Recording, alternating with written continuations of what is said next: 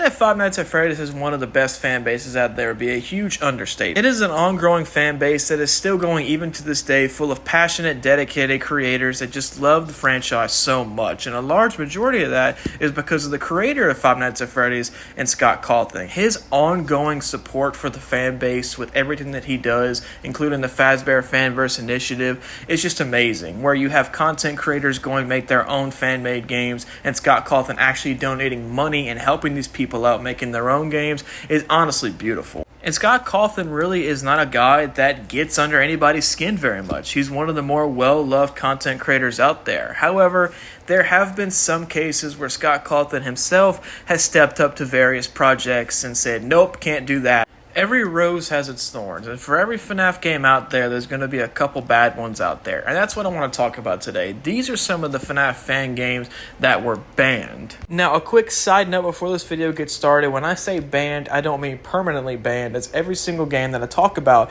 in this video is still playable to this day, but at some point in time was banned by Scott Cawthon himself. So without further ado, let's jump right into this list. We're going to jump right into the fire here and go with the most controversial fan-made game out there, and that's easily Case Animatronics. Releasing in August of 2016, Case Animatronics follows a protagonist being stuck in a police station trying to get out while also having these animatronic characters coming around trying to kill you. The premise is eerily similar to the original Five Nights at Freddy's, with you being locked in a building with animatronic characters whose only goal is to kill you, but the biggest difference being that this is a free roaming game compared to a point drag click game in the Five Nights at Freddy's universe. The main antagonist featured 4 characters: a bull-looking character, a panda bear, a chicken lookalike, and another character that I can't really tell. Obviously, this is very similar to Five Nights at Freddy's, with the bull looking like Foxy, the chicken looking just like Chica, and the panda looking very, very similar to Freddy Fazbear. The game was enjoyed by big content creators at the time like Jacksepticeye and Markiplier. Oh! What? Okay. Oh, fucking Jesus Christ! Am I dead? And they really seemed to enjoy the game very much. However, there was one person in particular that didn't seem to enjoy the game at all, and that was Scott Cawthon, the creator of Five Nights at Freddy's. And literally 1 week after the game was put on Steam, it was taken down. The day of it being taken down, the creator of Case Animatronics received an email from one of Scott Cawthon's lawyers saying that he violated Five Nights at Freddy's copyright. While these are not Five Nights at Freddy's characters, you can see the similarities to the Five Nights at Freddy's game and why people can be confused for this being FNAF. First and foremost, you could look at cameras just like in the original FNAF game to see where the animatronics are. The animatronics themselves look eerily similar to the FNAF characters. And then finally, you're literally stuck at a very similar premise as to what you are in the main game. But the biggest problem that Scott Cawthon had with the creator was the fact that the main character, which is a panda bear, looked eerily similar to Freddy Fazbear himself. We wouldn't get much more information as to what happened to the game until eventually later on this game was re-released on Steam in April of 2017. And just to shed a little light on the story, Scott Cawthon himself went on a subreddit to comment about it. He said, just to provide some backstory, when this game was first released, it featured a main character and icon that looked a lot like Freddy Fazbear, as well as a lot of other similarities. They've changed a lot about their game since then. As another user mentioned, I don't have any claim to the word animatronic, so that completely debunked the entire he owns the word animatronic. And while some fans were a little confused as to similarities, it's not that hard to see that this game is very, very similar to it. While it does have a different concept, it still has a very similar idea, and you could see where a lot of people out there would get this game confused for Five Nights at Freddy's. The game, like I said, was re-released on Steam, and not a lot of people ended up playing it, and probably for good reason. This game is honestly not that good. It's kind of trash, it's very buggy, and it doesn't exactly tell you what to do. While you're playing this game, there are animatronics that are just going to randomly pop out and kill you, and it can be rather frustrating trying to move forward in this game. It must have been doing something right, though, as a sequel was spawned out after that, which featured a multiplayer mode where you could play 2 people at once, but other than that, we haven't heard anything from Case Animatronics or their creators since then. So what do you think? Do you think Scott Cawthon may have taken it a little too far with this one, or do you think he made the right adjustments to not taint the Five Nights at Freddy's franchise? Leave a comment down below what you think. So the next game that I want to talk about is the Five Nights at Freddy's 3, or Five Nights at Freddy's 3 fan-made. or most notably known as the Return of Freddy's. This was released by a user named BFP Films in December of 2014, and it was originally titled Five Nights at Freddy's 3. This game came out a whole 3 months before the actual Five Nights at Freddy's 3 video game came out, which left fans with the question of, is this an actual game? And as it turns out, it wasn't, which led to the creator of Five Nights at Freddy's, we know as Scott Cawthon, reaching out to this creator and letting him know that he has to change the name of this video game. Now, he didn't say anything else outside of that, but it is worth noting that if he wouldn't have changed the name, that Scott Cawthon was either going to take the game down or, even worse, take legal action like what we saw in case Animatronics. Now, this franchise is a whole just stupid, bizarre world of craziness. The creator himself, which his name is Tyler, he has a lot of controversy surrounding him, which we'll take on in a whole another video. These games were just absolutely terrible. These were not games that you want to play. They're horrible, they're ugly looking, they're very glitchy, and it's just not a good look. The worst part of it being is that he actually stole content from the Five Nights at Freddy's universe, like the masks or the characters, the setting, and even went as far as stealing different content from Five Nights at Candy's, where the creator of the game ended up saying he could just have the rights to it. But this guy did not go and start off on a very strong note in his video game development, and not a lot of people ended up liking these games, but somehow or another it turned into a whole franchise, and now we have 4 different Return to Freddy's games. The creator himself is actually very fortunate that Scott or anybody else that he stole this shit from did not end up taking legal action towards him, because this is a pretty serious thing. As I mentioned before, he features very different things from the Five Nights at Freddy's world, and even some of them from Five Nights at Candy's,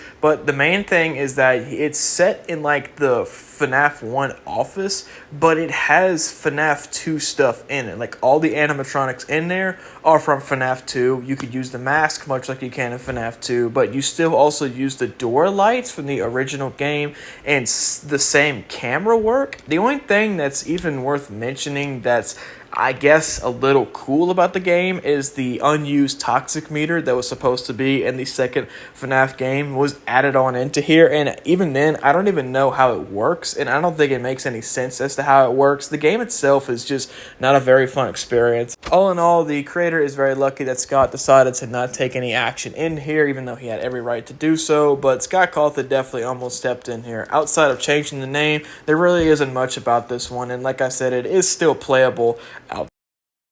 Now, this final game has a very disappointing ending and is honestly a really sad story, but we're going to jump right into it. So this third game is called Afton Build, which was set to release sometime in 2022. However, we never got the full game. All that we have still to this day is just a demo. So what happened? Well, before we take a look at what happened, I want to know exactly what Afton Build is. Afton Build takes place exactly after the events of the third Five Nights at Freddy's, where you work as a mechanic who was one of the main engineers at Fazbear's Frights. Once the facility burnt to the ground, you ended up saving Springtrap, also known as William Afton, only to find out that he is still alive, and to find out that William Afton's soul is possessing the suit. You end up working with William Afton to build him a brand new body for his soul to possess. Now, this is a really good concept, honestly, and I could see an area where this might be a future FNAF game.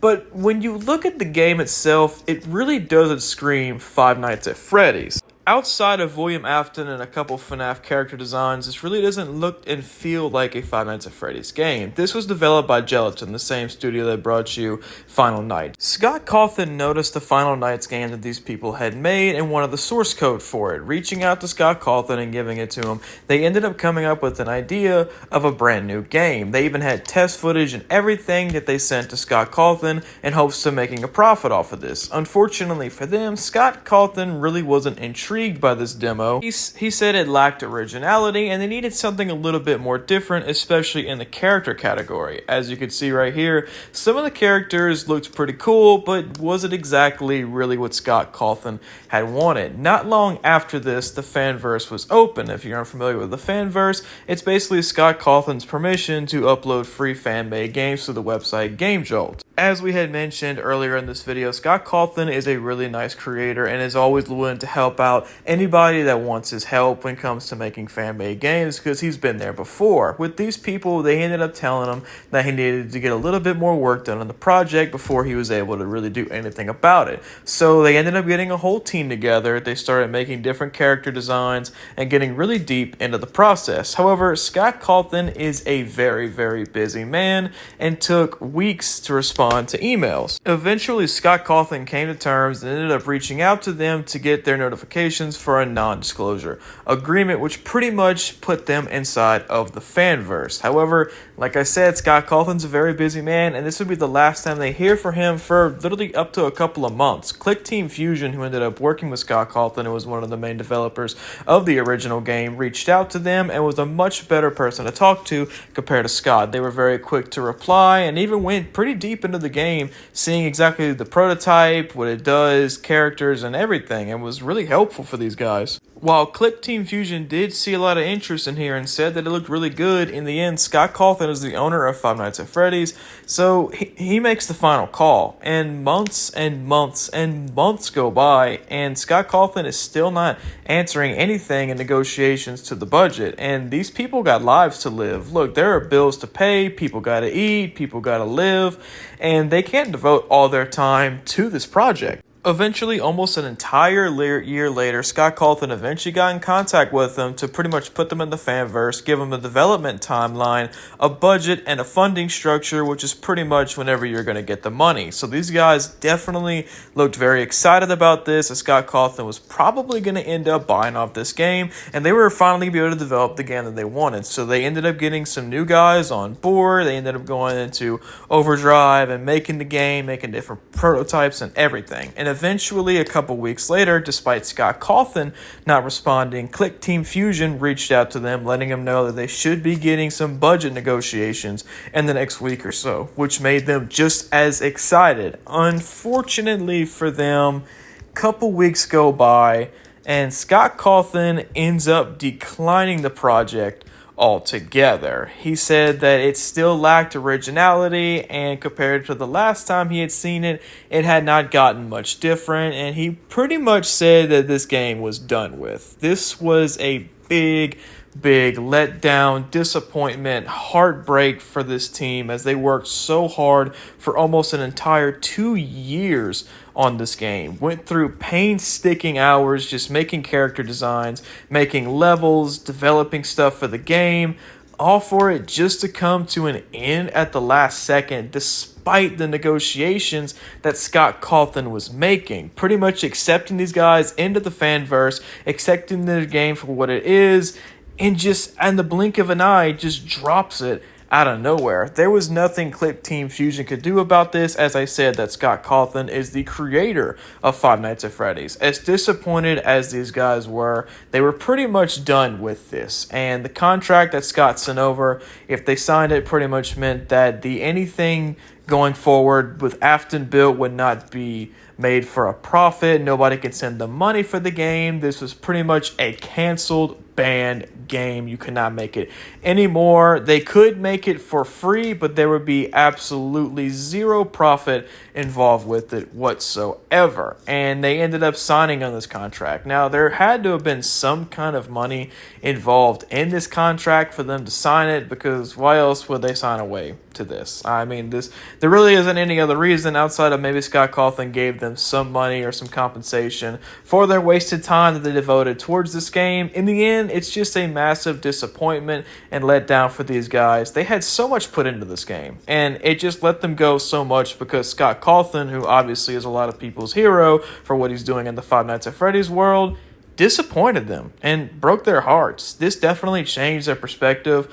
on Scott Cawthon when, quote unquote, something like "don't meet your heroes." That's a pretty fair statement right there. And it sucks, but it is what it is. Scott Cawthon is the creator of Five Nights at Freddy's, and he can do whatever he wants with the project. The game is still available on Game Jolt to this day. However, it is just a demo. There is nothing more out of it, and Afton Build likely will never see the light of day. It's very highly unlikely that the team team that made this gelatin will go back into anything to try to finish this game, as they know that there is no money involved in there. While that does seem a little selfish that they're only making games for money, that's actually a lot of people's dreams out there. So I'm not going to fault these guys for not wanting to develop anything more than just a demo for what we got. So my heart does go out for these guys. I know that must have been a really, really disappointing ending to what they had wanted, but it is what it is. That's going to wrap it up for today's video, guys. I know there was only 3 video games mentioned in here, but there really hasn't been too many canceled FNAF fan games. There are controversial ones out there, trust me.